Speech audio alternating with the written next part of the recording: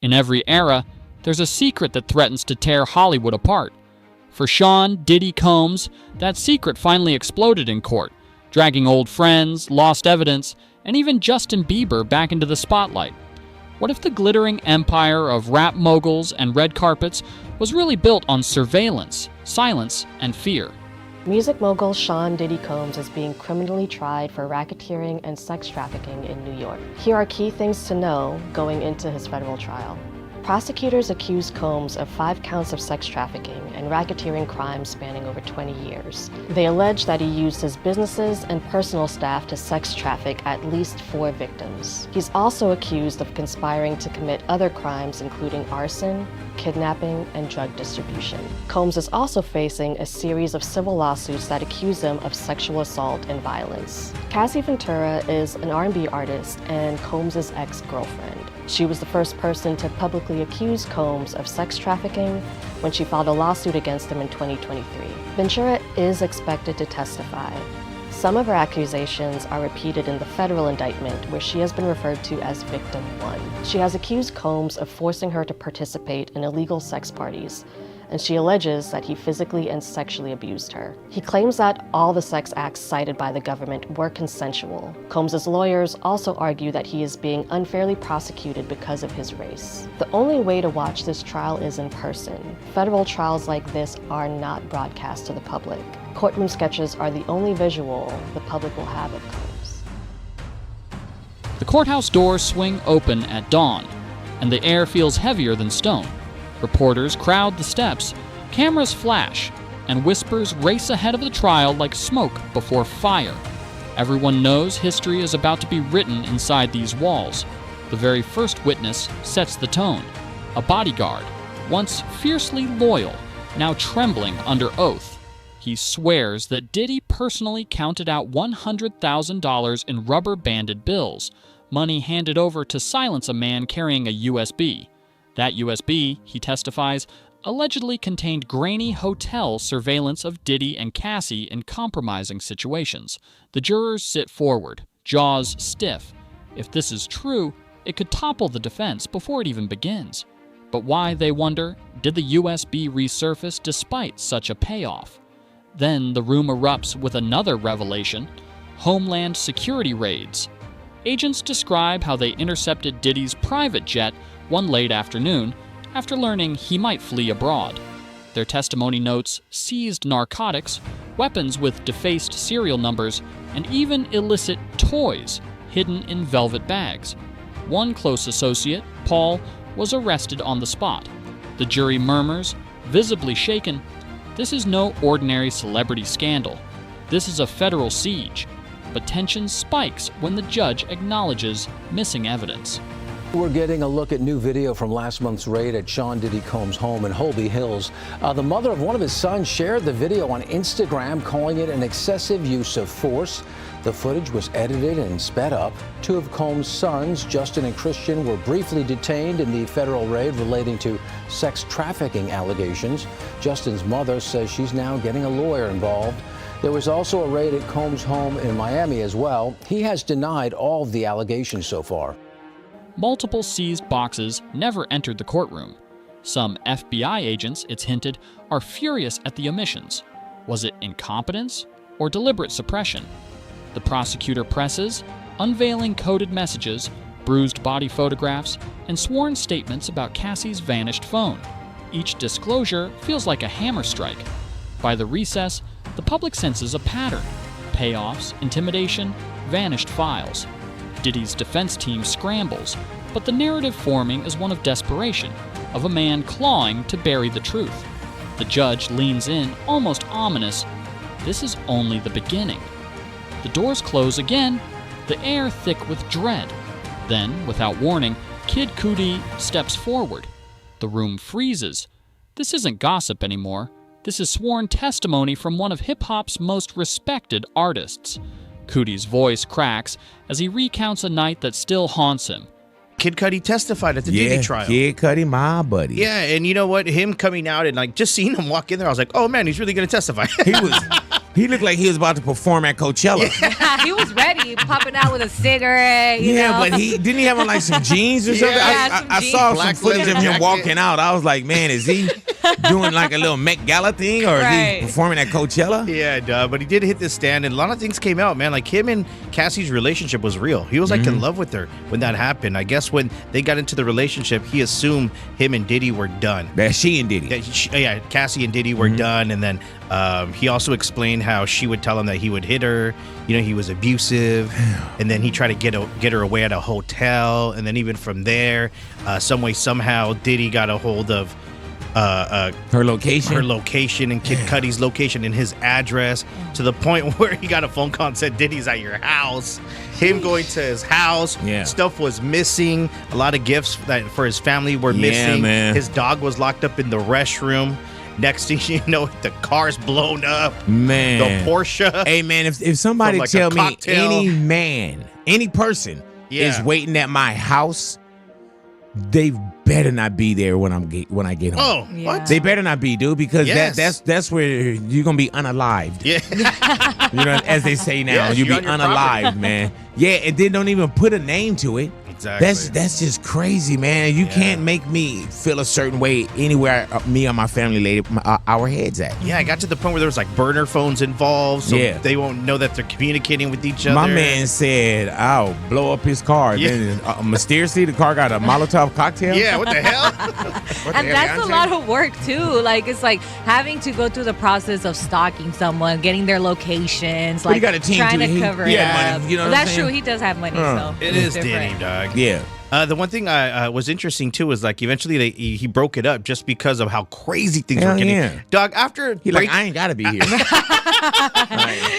after a break into my house, dog, and then I guess they're talking about how the dog was when you traumatized. Yeah, even the dog was like, Started going to rehab. yeah, man. Maybe go to rehab. Yeah, But you know, he did have a message for all the fans at the very end. of course. So I just want to say, man, I've been seeing all the love and support, and I just want to say thank you so much, man. People have been hitting me up the past week, just checking in, and even today, and it really means a lot to me, man.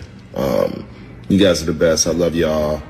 This is a stressful situation. I'm glad it's behind me, and yeah, I love y'all, man. Big love. Go stream Neverland. Promo. His Porsche, parked outside his home, suddenly erupted into flames. Jurors gasp when he describes the Molotov cocktail that reduced it to twisted metal. Weeks earlier, Christmas gifts for his daughter had been ransacked by masked intruders. He hints, never directly accusing, but never denying, that Diddy ordered the intimidation simply because Cudi remained friends with Cassie. "I feared for my life," he admits, and the silence feels heavier than any explosion. The prosecutor leans in. Was this violence meant as a warning? Cudi's reply is simple, chilling. Yes. But the terror doesn't stop there. Danity Kane's Dawn. Richard testifies next. She remembers the egg incident. Cassie dragged upstairs for hours, screams muffled, then silence. When Diddy reappeared, he held flowers, pretending nothing happened. "People go missing when they talk," he had whispered. The courtroom shudders at the implication. A former assistant takes the stand, shaking.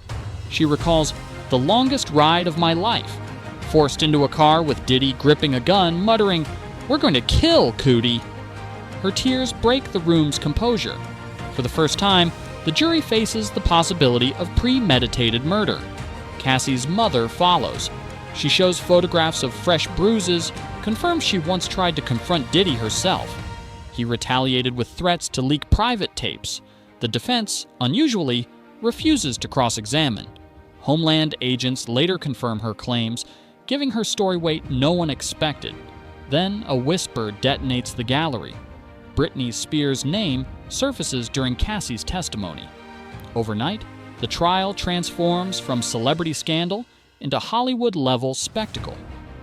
Justice for Britney! Justice for Britney Spears. Britney was never freed from her conservatorship. They freed her on paper, but they ever kept in a court-sealed care plan. Yep. Wow. So, and it's an illegal court-sealed care plan. Oh so my goodness. it's a crime against humanity. We're giving her a voice she doesn't have right now. All the people that are scared. I never liked her dad to begin with. No. Jamie Spears. Her whole family is complicit. None of them are helping her. The jury thinks they've heard the worst until agents testify about what they found behind locked doors. 250 hidden cameras seized from multiple estates, each one aimed at beds, showers, lounges. Nothing escaped the lens. Every room wired, every moment stored. Prosecutors suggest these recordings captured not just artists, but politicians and CEOs, powerful men and women lured into private parties, unaware the walls themselves were watching. Insiders confirm it wasn't rumor. Every room was bugged. Immediately, speculation swells. Was Diddy building an empire not on music, but blackmail? Then Jaguar Wright takes the stand. Known for her raw honesty, she testifies about the industry silence surrounding harassment. I was thinking to myself the other day, Uptown Records started with 5 people. Andre Harrell, Albie Shore, Heavy D, and Puffy. And Kim was the longest working employee. She was there from the very beginning. She was Andre's personal assistant. Kim is dead. Heavy D is dead. Andre Harrell is dead. The only 2 left are Puffy and Al almost died. Isn't that interesting? That is interesting. Heavy D was found dead, face down in the heart attack. Andre Harrell, heart attack. Cassie herself confirms that disturbing encounters were filmed, explaining that humiliation wasn't an accident, it was controlled. She recalls seeing symbols and rituals woven into parties that, at the time, felt bizarre. Former staff corroborate her story, describing ritual-style gatherings and NDAS shoved across tables under duress. A federal agent testifies that encrypted servers full of footage remain sealed in evidence. The judge, cautious, allows only a passing reference to classified material. The defense snaps back, these tapes don't exist. Yet prosecutors hint otherwise, warning that celebrities fear exposure if the files ever surface. Whispers intensify. Jay-Z's name circulates outside court, though no one dares put it on record. Some reporters admit they were paid off to stay quiet, while others hint the feds may be protecting bigger fish. By the day's end, one thing is clear. Diddy was never acting alone. And the real question now becomes, who else built this network of silence? The courtroom grows tense as Suge Knight's name enters testimony. For older jurors, it reawakens memories of the bloody East Coast-West Coast feud of the 1990s. A former assistant recounts one night when Diddy spotted Suge in a diner and panicked. According to her, he rushed out, returned with 3 different guns, and muttered about unfinished business. Gene Deal, Diddy's longtime bodyguard, delivers a revelation that stuns the room. He claims Suge once posed in a photograph with Misa Hilton, Diddy's ex, and a baby Justin Combs. The photo carried a mocking caption, "West Coast will." Prosecutors raise the question, did jealousy, pride, and paranoia fuel violent choices that shaped hip-hop history? The testimony then shifts toward Kim Porter.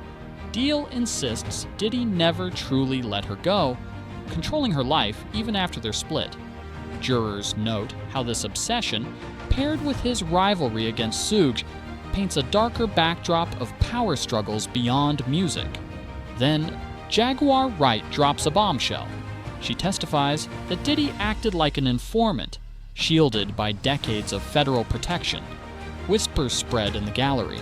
Wasn't his father once rumored to be a Harlem snitch? Designer Dapper Dan recalls family history that hinted at cooperation with law enforcement. Some even speculate Diddy's mother wasn't biological. Sparking murmurs the judge swiftly shuts down. Still, questions remain. Why did Homeland Security raids yield mountains of evidence, yet no early arrest? Former associates claim that's why he walked free for years. He gave them something bigger. Prosecutors dodge direct answers, but conspiracy theories flood the internet. Was Diddy untouchable because he was useful? Cassie's testimony is remembered as the trial's most haunting moment. With steady but breaking voice, she described years of coercion, surveillance, and orchestrated freak-offs, where escorts and celebrities were paired together and always filmed. Prosecutors suggested these recordings weren't only for Diddy's gratification, but part of a larger scheme to blackmail elite figures. Her mother corroborated the story, presenting photographs of bruises and tearful late-night phone calls. Don Richard, once close to Diddy's circle, echoed the same atmosphere. There was fear in every room. The defense called it exaggeration, but jurors remained unconvinced, especially after a former detective resurfaced the 1999 Shine trial, where critical gun evidence had mysteriously vanished. Bribed witnesses, missing files, sealed testimonies, it all painted a portrait of history repeating itself. As Shine's name re-emerged, whispers spread that he had once taken the fall for Diddy, cementing the narrative of protection bought with money and influence. Industry insiders compared the silence around Diddy to mafia-style omerta, an unwritten code of fear and loyalty. The longer the trial went on, the more names circulated online. Politicians, artists, executives, people fans never thought would be linked. The possibility of tapes collapsing, not just Diddy's empire, but the music industry itself, became a chilling talking point. Some ex-employees admitted they regretted signing NDAs, hinting the real story was even darker than what the court allowed. Public backlash exploded on social media. Cassie became a symbol of bravery.